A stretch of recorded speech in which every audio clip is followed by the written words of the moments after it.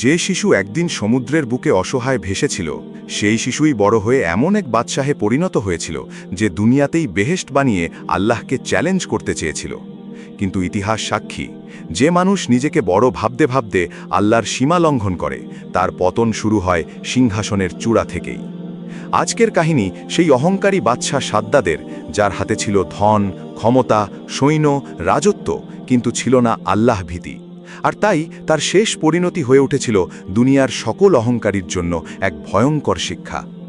একদা সাদ্দাত তখন একেবারেই নবজাত শিশু। তার মা তাকে নিয়ে জাহাজে করে গভীর সমুদ্র পাড়ি দিচ্ছিলেন। সাদ্দাতের বয়স তখন 2 দিন কিংবা 3 দিন হবে। চারদিকে শুধু পানি আর পানি। কিন্তু সমুদ্রের বুক কখনো কারোর জন্য স্থায়ী নিরাপত্তার জায়গা নয়। হঠাৎ করেই আকাশ কালো হয়ে এলো। প্রবল ঝড়, তুমুল বৃষ্টি আর উত্তাল ঢেউয়ে জাহাজটি ডুবে যাওয়ার উপক্রম হলো। মানুষের চিৎকার, আর্তনাদ, ভয় সব কিছু একসাথে মিশে গেল। জাহাজের লোকজন নিজেদের প্রাণ বাঁচাতে ব্যস্ত, কিন্তু সাদ্দাদের মা তখন নিজের জীবন ভুলে শুধু তার ছোট্ট শিশুটিকে বাঁচানোর চেষ্টা করছেন। জাহাজ যখন প্রায় ডুবেই গেল তখন তিনি একটি ভাসমান কাঠ দেখতে পেলেন। বুকের সাথে শিশুটিকে চেপে ধরে অনেক কষ্টে সেই কাঠের উপর ভেসে থাকার চেষ্টা করতে লাগলেন।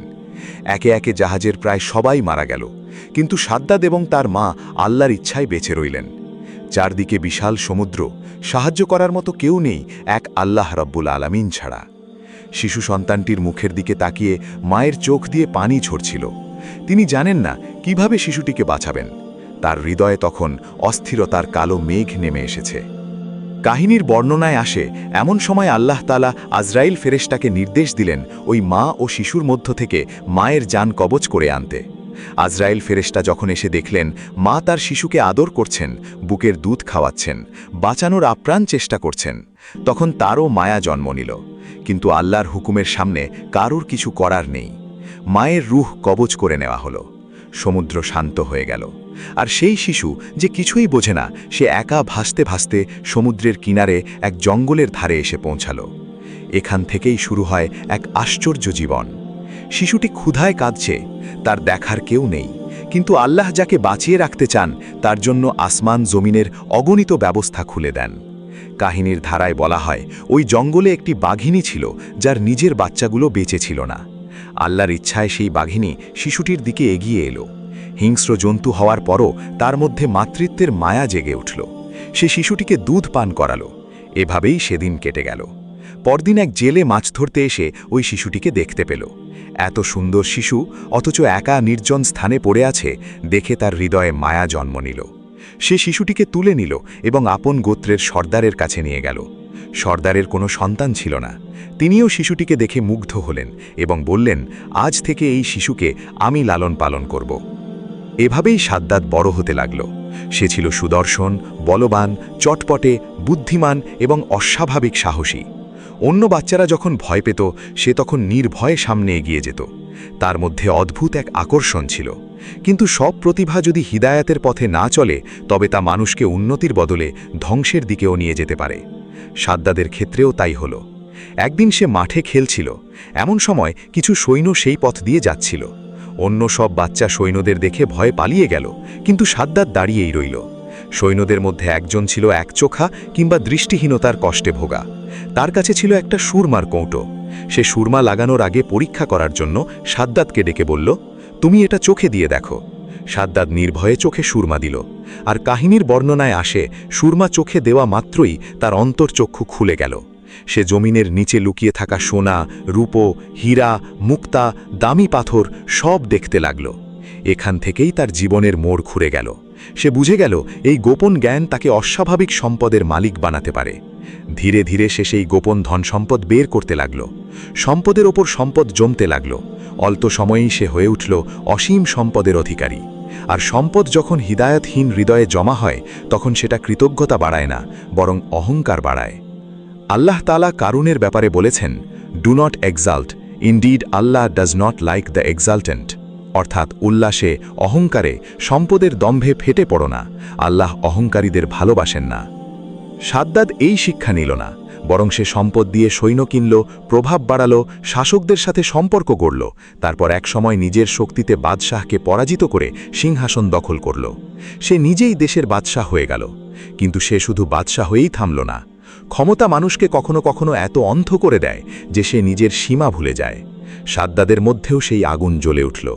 তার দরবারে যারা থাকত তারা তাকে খুশি করার জন্য বাড়িয়ে বাড়িয়ে প্রশংসা করত। কেউ বলতো, আপনি দুনিয়ার শ্রেষ্ঠ শাসক। কেউ বলতো, আপনার ধনের শেষ নেই।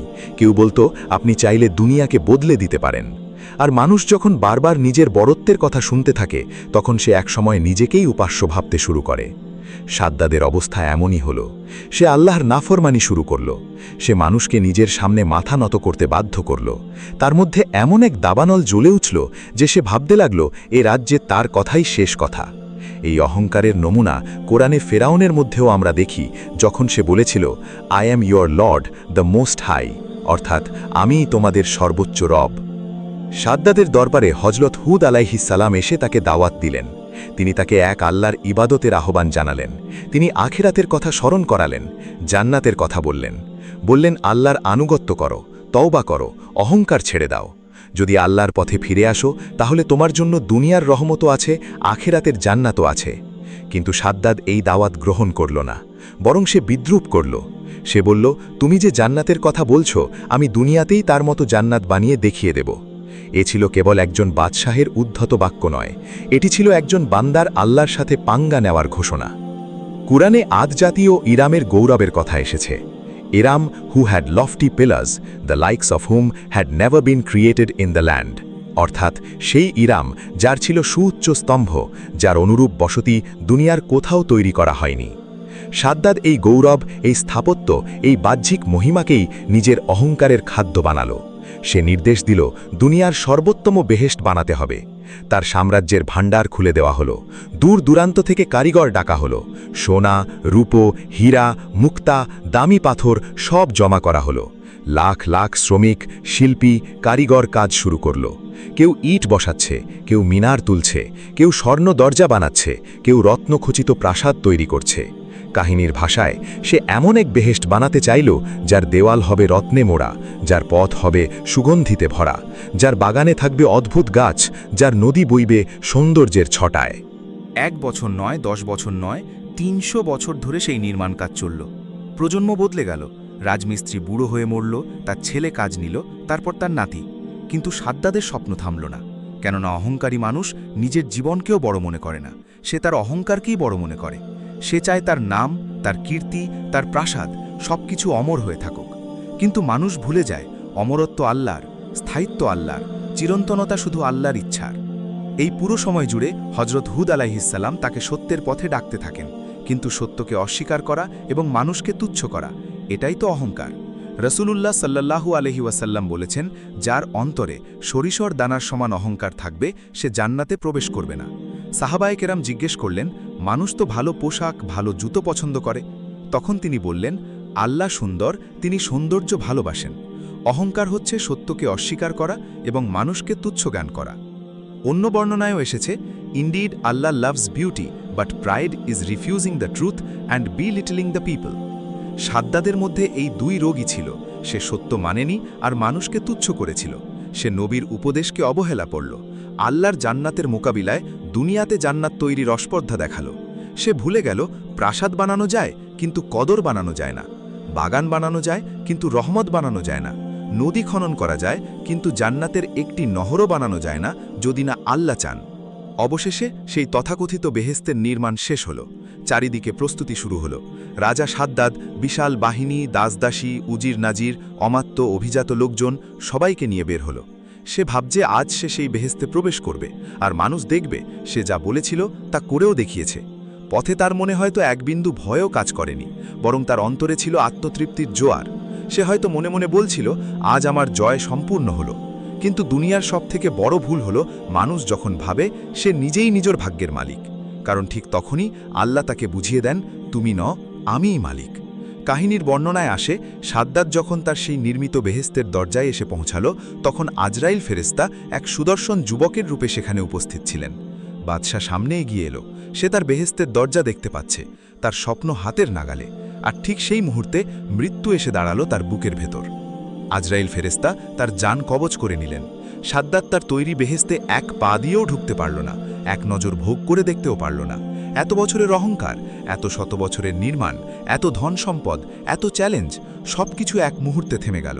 তারপর কাহিনীতে আসে এক ভয়ঙ্কর ও প্রচণ্ড আওয়াজে সেই সাজানো বেহেস্ত মাটির সাথে মিশে গেল, যেন আল্লাহ দুনিয়াকে দেখিয়ে দিলেন, আমার মোকাবিলায় কোনো সাম্রাজ্য দাঁড়ায় না।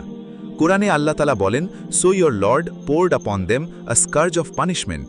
অতঃপর তোমার রব তাদের উপর শাস্তির চাবুক বর্ষণ করেছিলেন। আরও বলেন, indeed your Lord is in observation. নিশ্চয়ই তোমার রব সর্বদা পর্যবেক্ষণে আছেন। এটাই এই কাহিনীর সবচেয়ে বড় শিক্ষা। মানুষ যত বড়ই হোক, যত ধনীই হোক, যত প্রভাবশালীই হোক, আল্লাহর সামনে সে অসহায়। আজ যে সিংহাসনে বসে, কাল সে মাটির নিচে। আজ যে প্রাসাদ তোলে, কাল তার কবরের ওপর ঘাস ওঠে। আজ যে বলে আমিই সব, কাল সে নিজের জিহ্বাও নাড়াতে পারে না। সাদ্দাদের কাহিনী শুধু একজন বাদশার গল্প নয়, এটি প্রতিটি অহংকারী মানুষের আয়না। কেউ জ্ঞানের অহংকার করে, কেউ সৌন্দর্যের, কেউ বংশের, কেউ সম্পদের, কেউ ক্ষমতার। কিন্তু সব অহংকারের শেষ একটাই, অপমান। আর সব বিনয়ের শেষ, সম্মান। তাই সাদ্দাদের কাহিনী শুনে যদি আমরা শুধু অবাক হই আর নিজের জীবনের অহংকারগুলো না চিনে উঠি, তাহলে এই কাহিনী শোনা আমাদের কোনো উপকারে আসবে না। আমাদের দেখতে হবে, আমরা কি সত্যকে মানি নাকি সুবিধামতো বদলে দিই। আমরা কি মানুষের সাথে বিনয়ী নাকি ভেতরে ভেতরে নিজেকে বড় ভাবি। আমরা কি আল্লাহর দেওয়া নিয়ামতের জন্য কৃতজ্ঞ নাকি মনে করি সবকিছু আমার যোগ্যতায় হয়েছে। সাদ্দাদ একদিন ছিল অসহায় শিশু। আল্লাহ চাইলে তাকে অচিন এক জায়গায় মেরে ফেলতে পারতেন, কিন্তু আল্লাহ তাকে বাঁচিয়ে রেখেছিলেন, জীবন দিয়েছিলেন, রিজিক দিয়েছিলেন, শক্তি দিয়েছিলেন, ধন দিয়েছিলেন, রাজত্ব দিয়েছিলেন। অথচ সে সেই সব নিয়ামত ব্যবহার করেছে আল্লাহর বিরুদ্ধাচারণে। তাই তার পরিণতিও হয়েছে ভয়াবহ। এই কারণেই আল্লাহর নিয়ামত পেলে কৃতজ্ঞ হতে হয়, বিনয়ী হতে হয়, সিজদায় পড়তে হয়, বড়াই করতে হয় না। মনে রাখবেন, দুনিয়ার সুখ, দুনিয়ার নির্মাণ, দুনিয়ার গৌরব সবকিছু সাময়িক। আসল বেহেস্ত সেই জান্নাত যা আল্লাহ তার মুত্তাকি বান্দাদের জন্য প্রস্তুত রেখেছেন। আর দুনিয়ার যে কোনো কৃত্রিম সৌন্দর্য, যে কোনো প্রাসাদ, যে কোনো উদ্যান, যে কোনো রাজত্ব আল্লাহর এক হুকুমেই ধ্বংস হয়ে যেতে পারে। তাই মানুষকে আল্লাহর সাথে পাঙ্গা নেওয়া শোভা পায় না। বান্দার কাজ হলো আনুগত্য, বিদ্রোহ নয়, বিনয়, অহংকার নয়, তওবা, দম্ভ নয়। আজ যদি আপনার ঘরে একটু রিজিক থাকে, আলহামদুলিল্লাহ বলুন। যদি কিছু সম্মান থাকে, আল্লাহর শুকর আদায় করুন। যদি জ্ঞান থাকে, তা দিয়ে মানুষকে ছোট করবেন না। যদি ক্ষমতা থাকে, তা দিয়ে কারোর ওপর জুলুম করবেন না। কারণ ইতিহাসে যত সাদ্দাদ এসেছে, শেষ পর্যন্ত তারা টেকেনি। টিকে আছে শুধু শিক্ষা। আর সেই শিক্ষা হলো, আল্লাহর রাজ্যে আল্লাহর বিরোধিতা করে কেউ কখনো সফল হয় না। যে হৃদয়ে অহংকার থাকে, সে হৃদয়ে হিদায়েত টেকে না। আর যে হৃদয়ে তওবা থাকে, সে হৃদয়ে রহমত নেমে আসে। তাই আসুন, এই কাহিনী থেকে আমরা শিক্ষা নিই। আমরা আমাদের সন্তানদের শেখাই যে সুন্দর হওয়া ভালো, ধনী হওয়া মন্দ নয়, শক্তিশালী হওয়াও অপরাধ নয়। কিন্তু এগুলোর কারণে যদি মানুষ আল্লাহকে ভুলে যায়, তাহলে সেই শক্তিই তার শাস্তির কারণ হয়ে দাঁড়ায়। সাদ্দাদের কাহিনী আমাদের সেই কথাই মনে করিয়ে দেয়। যদি আপনি কখনো মনে করেন আপনার পরিকল্পনা এত বড় যে কেউ তা থামাতে পারবে না, তখন সাদ্দাদের কথা স্মরণ করুন। যদি মনে করেন আপনার সম্পদই আপনার নিরাপত্তা, তখন কারুনের কথা স্মরণ করুন। যদি মনে করেন আপনার ক্ষমতার সামনে সবাই মাথা নমাবে, তখন ফেরাউনের কথা স্মরণ করুন। আর যদি মনে করেন আল্লাহ সব দেখছেন না, তখন সূরা আল ফাজরের সেই আয়াত মনে করুন, নিশ্চয়ই তোমার রব সর্বদা পর্যবেক্ষণে আছেন। এই কাহিনী শেষ হয়ে যায়, কিন্তু এর শিক্ষা শেষ হয় না। কারণ সাদ্দাদ শুধু অতীতের একজন ব্যক্তি নয়, সে প্রতিটি যুগের অহংকারের প্রতীক। আর প্রতিটি যুগেই আল্লাহ দেখিয়ে দেন যে আল্লাহর সামনে সব সিংহাসন ছোট, সব বাদশা দুর্বল, সব প্রাসাদ অস্থায়ী। যদি এই কাহিনী আপনার ভালো লেগে থাকে, তাহলে একটা লাইক করুন। আপনি কোথা থেকে দেখছেন এবং পরবর্তী ভিডিও কোন কাহিনীর দেখতে চান তা কমেন্ট করুন, এবং চ্যানেলটি সাবস্ক্রাইব করে বেল বাটনটি বাজিয়ে রেখে আমাদের সাথে থাকুন।